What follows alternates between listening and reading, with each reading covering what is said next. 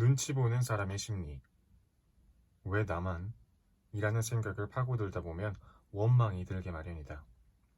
부모를 원망하고, 이렇게 살고 있는 나를 원망하고, 사회를 원망하고, 불특정 다수를 원망하고, 급기야 신에 대한 분노로까지 이어진다.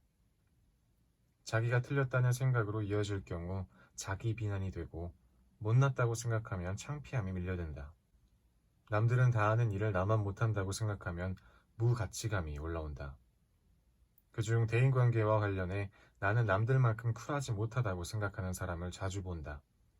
남들은 각자 자기 주관과 여유를 갖고 살아가는데 왠지 나만 소심하고 찌질한 것 같다고 느낀다. 아마도 세상이 점점 개인화, 개별화하면서 생겨난 감정 아닐까 싶다. 다른 사람들은 남과 적당한 거리도 유지하고 관계도 곧잘 정리하는 것처럼 보이면서 점점 내게서 멀어져 가는 것 같다. 하지만 내 마음엔 항상 사람들, 남들이 꼭 붙어서 떨어지질 않는다. 그래서 이런 생각이 든다. 나만 남들을 생각해. 친절인가 눈치 보기인가. 한 친절한 남자 대학생이 있었다.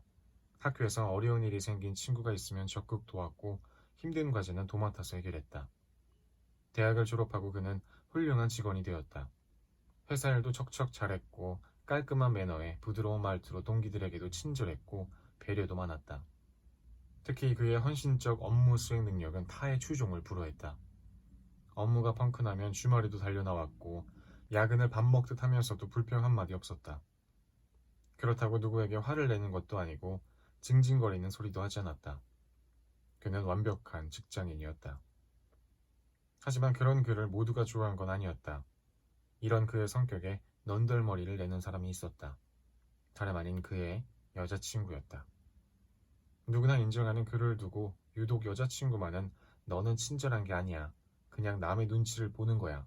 라고 독설을 퍼부었다. 두 사람이 함께 나를 찾아왔다. 여자친구는 확신에 차 있었다. 남자친구의 친절은 순수한 의도가 아니라 그저 눈치를 보는 것이라며 그의 행동을 폄하했다. 매일 남들의 부탁을 들어주느라 자신과의 약속은 미루고 깨는 남자친구를 원망했다. 하지만 남자친구의 입장은 달랐다. 여자친구가 질투가 많거나 자신을 이해하지 못하는 성격이라고 했다. 아무리 설득해도 좀처럼 풀어지지 않고 반복하는 싸움에 이젠 지칠 대로 지쳤다며 헤어져야 하는 게 아닌지 심각하게 고민을 하고 있다고 고백했다. 그러면서도 이런 식으로 연인과 헤어진 게 한두 번이 아니라며 답답해했다. 지나친 친절이 폄하되는 이유. 친절은 미덕이다. 친절한 사람을 싫어할 사람은 많지 않다. 문제는 자신을 돌보면서 친절한지 남의 눈치를 보느라 일부러 친절한 건지 알아야 한다는 점이다. 처음엔 여자친구의 주장을 한사코 거부하던 남자는 시간이 지나면서 자신의 문제를 조금씩 직시하기 시작했다. 어쩌면 여자친구의 말대로 자신에게 문제가 있는 게 아닌가 의심하기 시작한 것이다. 늘 타인에게 초점이 맞춰져 있다. 낸 여자친구의 주장이 생각하면 할수록 일리가 있었기 때문이다. 알고 보니 이 남자는 어릴 때부터 부모님으로부터 항상 타인에게 친절하고 도와주라는 말과 함께 남들이 뭐라고 하겠니? 라는 말을 듣고 자란 사람이었다. 남자는 어른들이 시키는 대로 행동했을 뿐인데 정작 소중하게 여겼던 연인은 매번 그것을 견디지 못하고 떠나고 말았다. 이 친절한 남자는 남에게는 친절했지만 자기 자신을 돌보는 일에는 서툴렀다. 자기 시간, 자기 행복, 좋아하는 것이 무엇인지 몰랐고 궁금해하지도 않았다. 이런 경우 자신뿐 아니라 가까운 사람들도 소홀히 하는 습관이 생긴다. 이성 친구나 후배들에게 친절하다가도 막상 연인이 되고 나면 소원해지는 것도 그래서다. 연인은 나라고 생각하기 때문에 관심을 주지 못한다. 드라마에 나오는 가부장적인 할아버지의 모습을 떠올려보자. 이웃 주민이나 친척들에게는 더없이 친절하고 자상하다. 그러나 자기 자식에게는 끝없이 엄격하다. 타인에겐 관대하고 자신을 단련하려는 생각이 어긋나서 생겨난 일이다. 가까운 사람들이 무슨 죄인가? 현대사회에서 이 남자처럼 자기 마음을 돌보지 않으면서 남 신경만 쓰는 사람은 남에게도 오히려 부담을 준다. 은연중에 우리의 기억 속에는 몹시 친절한 사람들의 어떤 이미지가 새겨져 있다. 그런데 그 기억들이 결코 좋은 것만은 아닐 것이다. 가식적으로 느껴 오히려 불편하든가 친절하다가 갑자기 뒤통수를 치든가 내가 이만큼 해줬으니 당신도 이만큼 줘 라는 태도를 보였던 사람이 떠오르지 않나. 그래서 우리는 지나치리만큼 남을 배려하고 친절한 사람들을 보면 자기도 저만큼 받길 바라지 않을까, 혹은 뭔가 다른 의도가 있나 라고 생각하곤 한다. 학교에서 모범생들이 무시를 당하고 회사에서 일을 많이 하거나 착하기만 한 사람이 험담의 주인공이 되는 게 이런 이유에서다. 아무리 좋은 의도를 갖고 타인을 배려했다 해도 모든 사람들이 곱게 해석하는 건 아니다. 특히 직장은 암묵적으로 경쟁 관계에 있는 곳이기 때문에 열심히 하면 할수록 당신이 그렇게 열심히 해버리면 우리는 뭐가 돼? 하는 인식이 생기기 쉽다.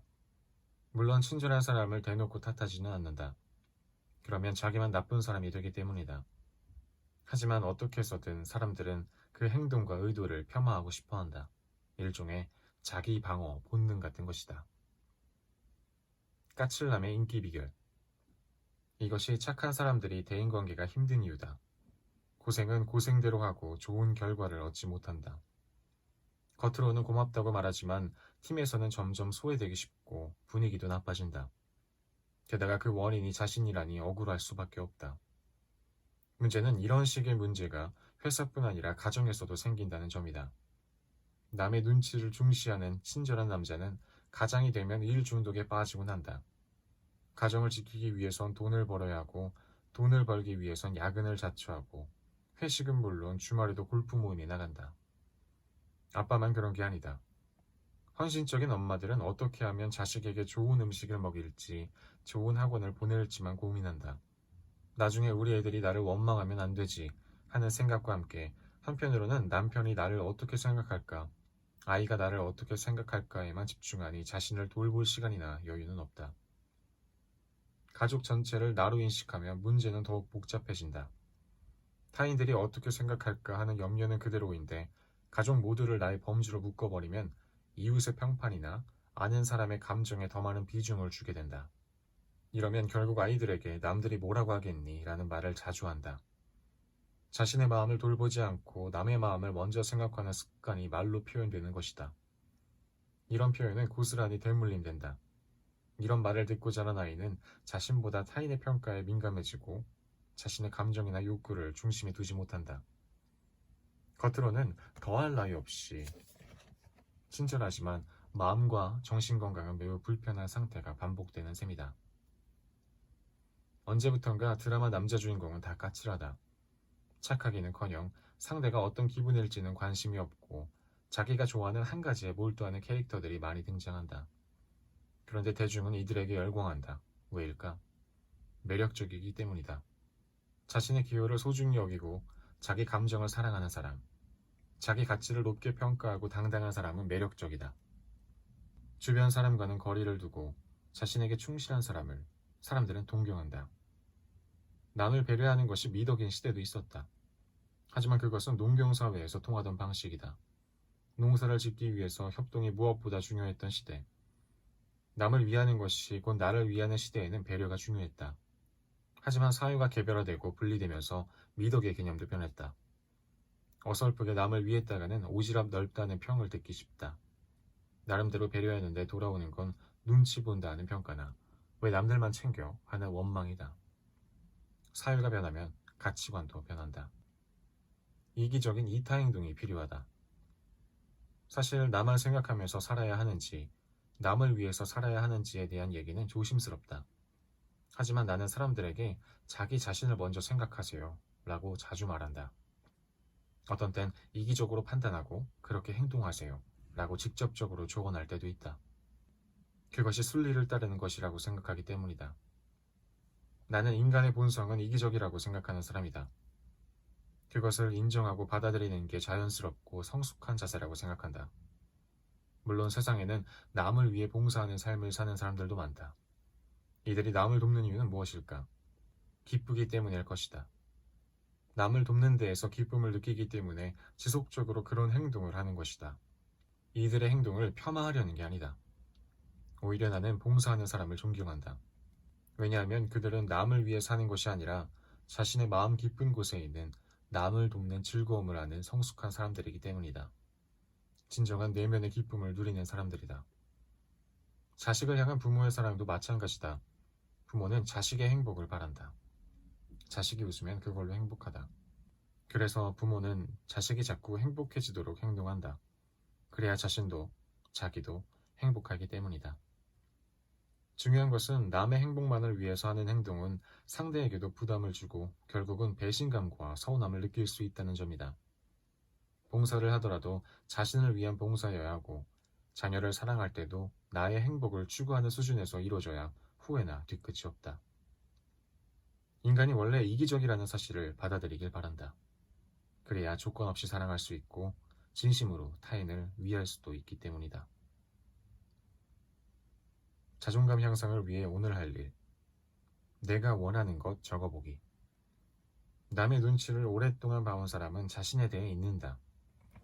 내가 어떤 사람인지, 어떤 것을 좋아하고 싫어하는지 잘 모른다.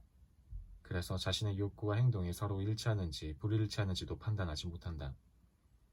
지금부터 자신이 원하는 것이 무엇인지 구체적으로 적어보길 바란다. 그것이 타인에게 바라는 것일 수도 있고 나에게 원하는 것일 수도 있다. 막상 쓰다 보면 내가 원하는 것이 아닌 타인의 욕구를 쓸 수도 있다. 하지만 걱정할 필요 없다. 자신이 써놓은 내가 원하는 것 목록을 보면서 자신에게 관심을 가지면 된다. 만약 써놓은 목록에 타인이 자신에게 바라는 것들이 적혀 있다면 아, 내가 남 눈치를 많이 보긴 보는구나 하고 인정하면 된다. 내가 원하는 것을 정할 때는 세 가지 기준을 만족시키는 문장으로 적어야 한다. 첫째, 부정형 문장이 아닌 긍정형으로. 둘째, 타인이 주어가 아니라 나가 주어인 주체형으로. 셋째, 과거 시점이 아닌 미래 시점으로 적어야 한다. 여러분들도 한번 적어보시길 바랍니다. 내가 원하는 것을 구체적으로 적어보는 경험을 해보시길 바라겠습니다. 오늘은 여기까지 읽겠습니다. 오늘도 수고하셨습니다. 감사합니다. 안녕히 주무세요.